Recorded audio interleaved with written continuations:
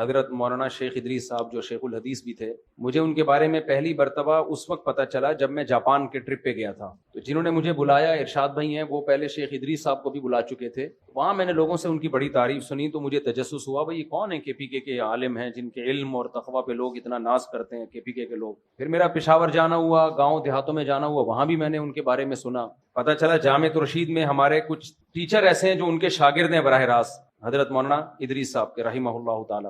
ہمارے دل میں بھی عقیدت پیدا ہوئی. اطلاع ملی کہ جی ان کو شہید کر دیا گیا. شہادت سے پہلے 15-20 دن ان کے خلاف سوشل میڈیا پہ ایک بہت ہی غلیظ قسم کا پروپیگنڈا کیا گیا. ان کا بیان میں نے سنا، بیان تو پشتو میں ہے لیکن وہ بہت آسان پشتو ہے، واضح ہے. اس میں انہوں نے بتایا کہ میں حق بیان کروں گا، پھر فوج کی تعریف کی، آرمی چیف کی تعریف کی. اس کے بعد پھر سوشل میڈیا پہ ان کے خلاف جو طوفان بدتمیزی مچایا گیا ہے ان کے خلاف، شرم کے سارے تقاضوں کو بالائے طاق رکھے. تو پہلے میں آپ سے چند اصولی باتیں کروں گا. جنہوں نے سوشل میڈیا، جو قاتل ہیں وہ تو دہشت گرد ہیں، وہ تو بعد میں آتا ہوں ان پر. میں پہلے جن لوگوں نے سوشل میڈیا پہ ان کو پریشان کیا، دیکھو اگر آپ کو آرمی چیف کی تعریف پسند نہیں ہے تو آپ بولو کہ ہم شیخ الحدیث کی اس رائے سے متفق نہیں ہیں، بس اتنا کافی ہے. نہ کسی کی عقیدت میں پاگل ہو جاؤ، کسی سیاستدان یا کسی چیف کی عقیدت میں، نہ نفرت میں پاگل ہو جاؤ. ہماری قوم میں اعتدال ختم ہو گیا ہے. اگر آپ کو حضرت کی مخالفت کرنی تھی، جو سوشل میڈیا پہ جنہوں نے ان کے خلاف پروپیگنڈا کیا نا، 15 دن جو اسٹریس دی ان کو، جس عذاب میں ڈالا ہے ان کو، میں ان لوگوں سے مخاطب ہوں جس جہالت کا مظاہرہ کیا ہے. اگر آپ کو ان کے بیان سے اتفاق نہیں تھا، آپ کا خیال تھا آرمی چیف کی تعریف نہیں ہونی چاہیے تھی، زیادہ سے زیادہ آپ بھی یہ کلپ ریکارڈ کروا دیتے کہ حضرت سے ہمیں بہت عقیدت ہے، حضرت کے علم اور تقوی پر ہمیں بڑا ناز ہے، حضرت کی اس بات سے ہم اختلاف کرتے ہیں. یہ ٹھیک ہے، اس طرح سے ریئیکشن ریکارڈ کروانا اگر آپ کا خیال ہے کہ وہ غلطی پر تھے. لیکن جو طوفان بدتمیزی ان کے خلاف سوشل میڈیا پہ مچایا گیا ہے، پھیلایا گیا ہے، اس سے پتہ چلتا ہے کہ لوگ کسی سیاسی لیڈر کی عقیدت میں بھی اعتدال نہیں ہے اور مخالفت میں بھی اعتدال نہیں ہے. بھائی اگر آپ کو کسی سیاسی لیڈر سے محبت ہے، اس کے کسی کام کی بیس پہ، تو آپ کو علماء سے کیوں محبت نہیں ہے؟ کیا وہ انہوں نے زندگی میں کوئی کام نہیں کیے؟ صرف علم ہی، دین کا علم ایک ایسی بنیادی چیز ہے، اگر ذرہ برابر بھی ایمان ہونا تو انسان کو اہل علم سے محبت ہوگی. جو 1-1.5 ہفتہ 15 دن ان کو اذیت دی ہے نا، جو سوشل میڈیا پہ ہم بھی دیکھ رہے تھے، اتنا آگے جانے کی کوشش مت کرو. کسی سیاسی لیڈر کی محبت میں بھی پاگل مت ہو جاؤ اور نفرت میں بھی پاگل مت ہو جاؤ. آج کل لوگ نفرت کرتے ہیں، اس میں بھی پاگل ہو جاتے ہیں اور محبت میں بھی پاگل ہو جاتے ہیں. آپ تھوڑا سا سافٹ کارنر رکھو. ہمارے بھی بڑے جب کوئی بات کرتے ہیں تو بعض دفعہ ہمیں بھی اس سے تھوڑا سا اشکال ہوتا ہے. ہم عرض کر دیتے ہیں حضرت اس بات سے ہمیں کیا ہے، اختلاف ہے. مجمع میں بھی کہہ دیتے ہیں ہمیں ان سے، بھائی علماء کی اطاعت کی جائے گی اس علم میں جو اللہ نے ان کو دیا ہے. سیاست میں اگر وہ کوئی بات کرتے ہیں، آپ کو ان سی بات سے اختلاف ہے تو اعتدال کے ساتھ آپ اس رائے کو بیان کر دو. میں نہیں کہہ رہا آپ ان کی بات کو 100% درست مانو، لیکن اس بات کا بھی امکان ہے کہ وہ صحیح بول رہے ہوں.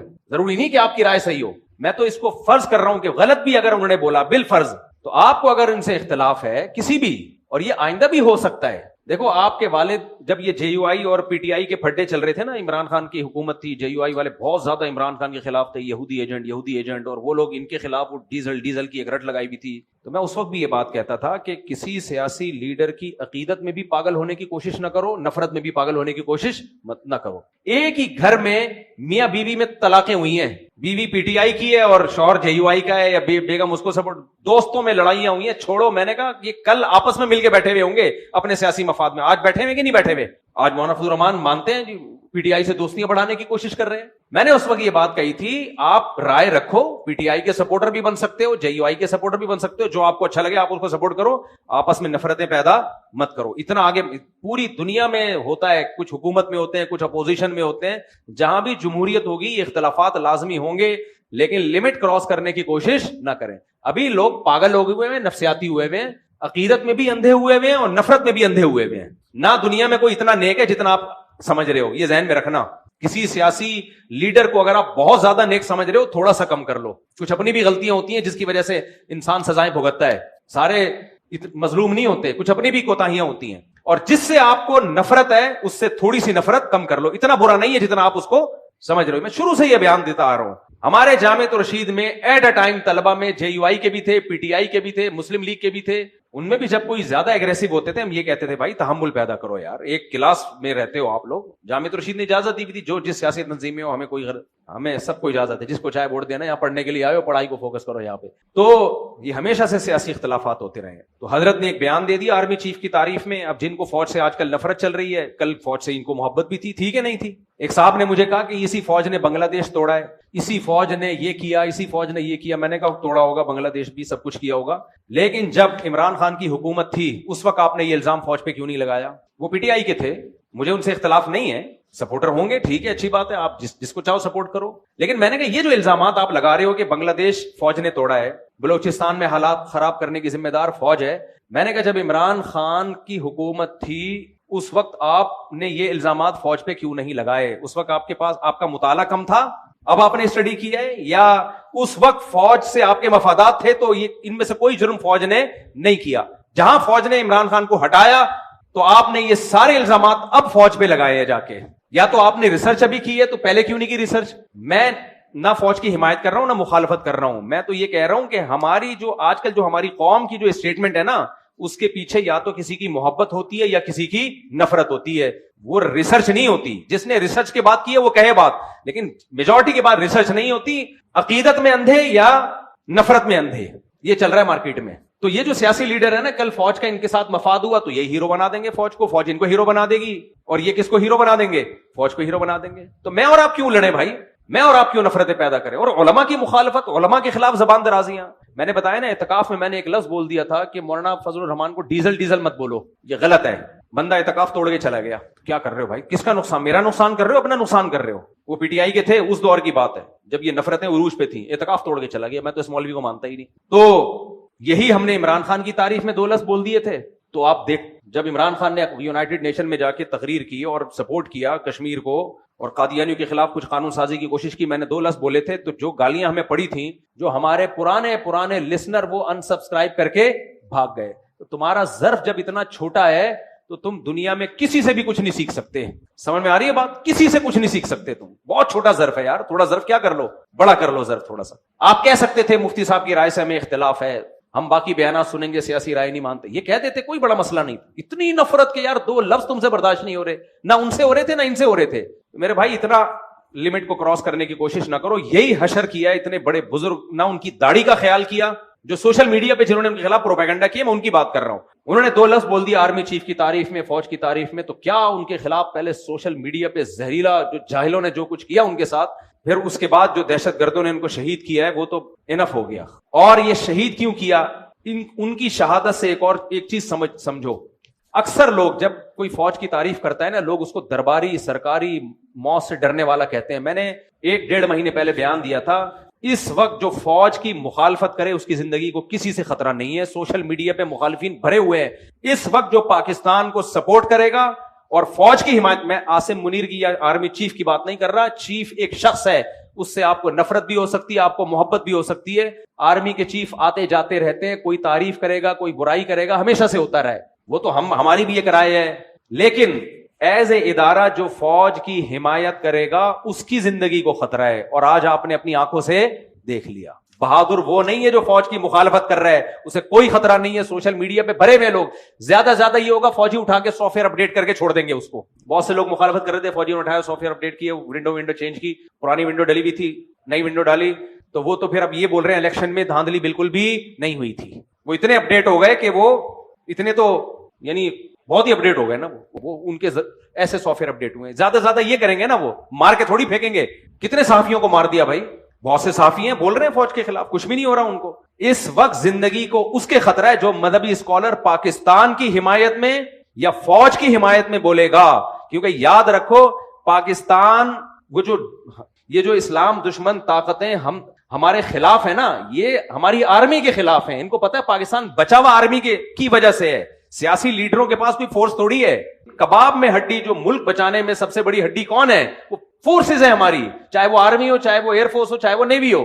تو اس لیے جو فورسز کی مخالفت کرے گا بین الاقوامی طاقتوں کی آنکھ کا تارا ہوگا. وہ جو حمایت کرے گا اس کی جان کو خطرہ ہے. اور آج آپ نے کے پی کے میں دیکھ لیا, شیخ الحدیث مولانا ادریس کی شہادت کے بعد جب انہوں نے کھل کے پاکستان اور پاکستان کی فورسز کی حمایت کی ہے, ان کو شہید کر دیا گیا. میں سمجھا پا رہا ہوں اپنی بات؟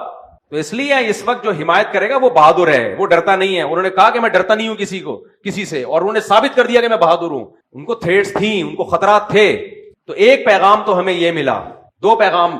پہلا, کسی عالم کی رائے سے, سیاسی رائے سے آپ اختلاف کرو تو اس عالم کی شان میں توہین بولو مت کرو. اختلاف کرنے کا آپ کو حق ہے, توہین کرنے کی اللہ نے آپ کو اجازت نہیں دی ہے. یہ بہت بڑا جرم. اس کے اگلے کی سفید داڑھی کا تو خیال کرو, اس کی عمر کا تو خیال کرو.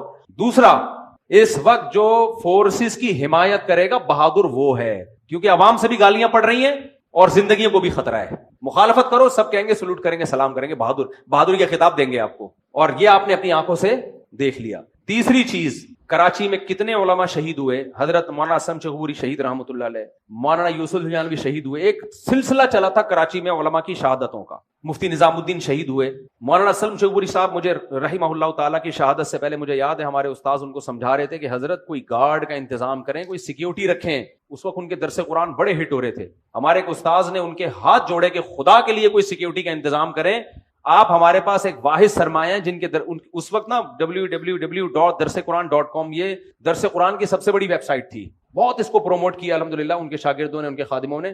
سیکیورٹی کا انتظام نہیں کیا. ہمارے استاذ, مجھے یاد ہے, ان کے پاؤں پکڑ رہے تھے, حضرت کو سیکیورٹی کا انتظام کریں, اپنے شاگردوں سے کہیں سیکیورٹی دیں آپ کو, کیونکہ آپ کے درس قرآن ہونے آپ کو یہ دہشت گرد شہید کر دیں گے, ہم ایک بہت بڑے سرمایے سے محروم ہو جائیں گے.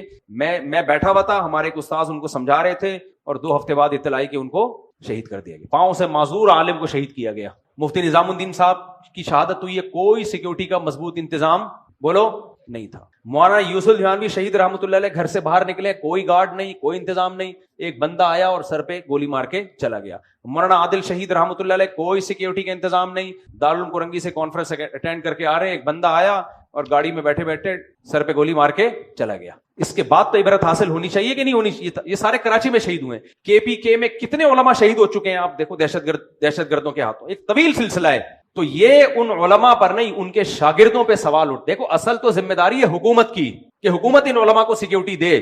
تو کیا آپ حکومت سے امید رکھتے ہو کہ وہ اپنی ذمہ داری پوری کرے گی؟ ہے بھائی, سارا ٹائم حکومت کو گالیاں دینے میں ضائع کرنے سے بہتر نہیں ہے کہ اپنا کوئی انتظام کر لو؟ تو کیوں نہیں ان کے شاگردوں نے ان کے لیے سیکیورٹی کا انتظام کیا؟ جب سوشل میڈیا پہ ان کو برا بلا بھی کہا جا رہا ہے, گالیاں پڑ رہی ہیں, تو اندازہ ہو جانا چاہیے کہ دشمنی بڑھ گئی ہے. کوئی انتظام نہیں ہے علماء کی گارڈ کا, کوئی سیکیورٹی. گورنمنٹ کو گالیاں دینے سے کچھ بھی نہیں ہوگا. حکومت, پہلی ذمہ داری میں بتا رہا ہوں کہ حکومت کی ہے, گورنمنٹ کی ہے کہ وہ ان علماء کی حفاظت کریں.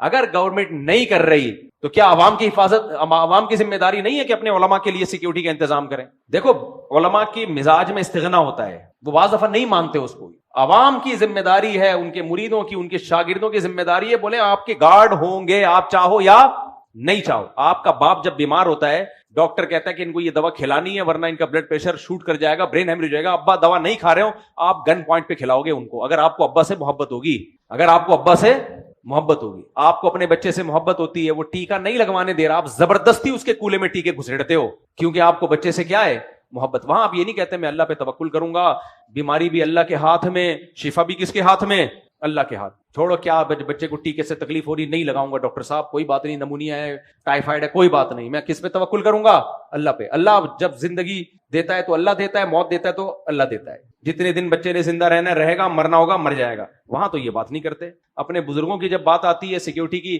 او بھائی اللہ والوں کو تو اللہ پہ توکل ہوتا ہے. جو رات قبر میں گزرنی ہے وہ زمین پہ نہیں گزر سکتی, جو زمین میں گزرنی ہے وہ قبر پہ نہیں گزر. یہ باتیں کر کے سیکیورٹی کی ایسی کی تیسی. آدھا قرآن لیتے ہو, آدھا نہیں لیتے. یقیناً جو رات قبر میں گزرنی ہے وہ گزرے گی, یہ بھی اللہ نے ہمیں بتایا. لیکن یہ بھی اللہ نے ہمیں بتایا, یا ایھا الذین آمنوا خذوا حذرکم, اے ایمان والو اپنے بچاؤ کی تدبیریں اختیار کرو, دشمن سے بچاؤ کی تدبیریں اختیار کرو. یہ بھی کس کا حکم ہے؟ اللہ کا حکم ہے. تو اس لیے KPK میں تو ہے ہی نہیں علماء کی کوئی سیکیورٹی. اس کو ایسا برا سمجھتے ہیں بہت سے لوگ, کہتے ہیں توکل کے خلاف ہے. اس لیے میرے بھائی دشمن بڑھتے جا رہے ہیں. میرا تو خیال تھا کہ حضرت کی سیکیورٹی ہوگی بہت سخت, یہ تو ہمیں بعد میں پتا چلا کہ کوئی سیکیورٹی نہیں تھی. تو جو علماء بچ گئے ہیں, KPK والوں سے ہم ہاتھ جوڑتے ہیں, خدا کے لیے ان کی سیکیورٹی کا آپ خود انتظام کرو. علماء نہیں کرتے, آپ عوام کریں ان کے لیے, گارڈ رکھے, تنخواہ دیں ان کو, ایسی گاڑیاں دے ان کو, چندہ کر کے دو, بھلے ہدیہ کر کے دو, ایسی گاڑیاں دو جس میں گارڈ بیٹھ کے ان کے ساتھ جا سکیں. حضرت مفتی تقی عثمانی صاحب پہ پہلے ایک اٹیک ہوا, اللہ نے بال بال بچایا ان کو. اس کے بعد ان کے مریدوں نے بلٹ پروف گاڑی کا ان کے لیے انتظام کیا. حادثے کے بعد انتظام کر رہے ہو بھائی, انتظام حادثے سے پہلے ہونا چاہیے, تو اللہ نے بچا لیا. اللہ ان کو اور لمبی زندگی دی، اس کے بعد بلٹ پروف گاڑی کا انتظام ہوا ہے ان کے لیے. تو اس لیے چاہے پنجاب کے علماء ہوں، کے پی کے علماء ہوں، سندھ کے ہوں، بلوچستان کے ہوں، ان کو سیکیورٹی دینا پہلے تو حکومت کی ذمہ داری ہے. حکومت یہ ذمہ داری پوری نہیں کرتی تو حکومت پہ زندگیوں کو بھینٹ نہیں چڑھایا جائے گا. عوام کی ذمہ داری ہے، ان کے شاگردوں کی ذمہ داری ہے. بجائے اس کے کہ گارڈ دیں، الٹا اعتراض کر رہے ہوتے ہیں، یہ تو گارڈ لے کے گھومتے ہیں، ان کو تو اللہ پہ توکل ہی نہیں ہے. دیکھو موت آنی ہوگی، گارڈ کے ساتھ بھی آئے گی، لیکن ہم اسباب کے مکلف ہیں. ہمیں اللہ نے حکم دیا ہے. نبی صلی اللہ علیہ وسلم سے ایک صحابی نے آگے پوچھا، یا رسول اللہ میں اونٹ کے پاؤں میں رسی باندھوں حفاظت کے لیے یا اللہ پہ توکل کر کے چھوڑ دوں اس کو؟ نبی نے فرمایا شد عقالہ وتوکل علی اللہ، پہلے رسی باندھو اس کے بعد اللہ پہ توکل کرو. تو علماء کی حفاظت کے لیے پہلے گارڈ کا انتظام کریں، اس کے بعد اللہ پہ توکل کریں. تو ابھی کوئی انتظام نہیں ہے، تو اس لیے یہ بہت بڑا المیہ ہے، بہت بڑا سوال ہے. یہ انتظام ہونا چاہیے علماء کے لیے. اللہ تعالیٰ حضرت شیخ الحدیث مولانا ادریس رحمہ اللہ تعالیٰ کی شہادت اللہ قبول فرمائے. جانے والا تو چلا گیا اور ان کے تو اعمال بھی اچھے تھے. حلیہ بھی شریعت کے مطابق کے پی کے میں میں جب کے پی کے گیا ان کے بارے میں معلومات لی جب زندہ تھے وہ، تو جتنے علماء سے میں ملا سب ان کی تعریف کر رہے ہیں، کوئی بالواسطہ کوئی بلا واسطہ ان کا شاگرد. جیسے مفتی حسن جان تھے نا رحمہ اللہ تعالیٰ، جتنے علماء سب کے سب ان کے شاگرد ہیں. یہ حضرت مفتی حسن جان کے داماد تھے حضرت مولانا ادریس، وہ بھی شہید ہوئے، یہ بھی شہید ہوئے. ان کی بھی حفاظت کو کوئی انتظام نہیں اور مولانا ادریس کی حفاظت کا بھی کوئی انتظام. تو یہ تو غلط بات ہے نا. حکومت کو برا بھلا کہتے رہیں گے، تو حکومت کو کہنے سے کیا آپ کی حفاظت تھوڑی ہو جائے گی؟ حکومت کی صحت پہ یاد رکھو کوئی اثر نہیں پڑتا.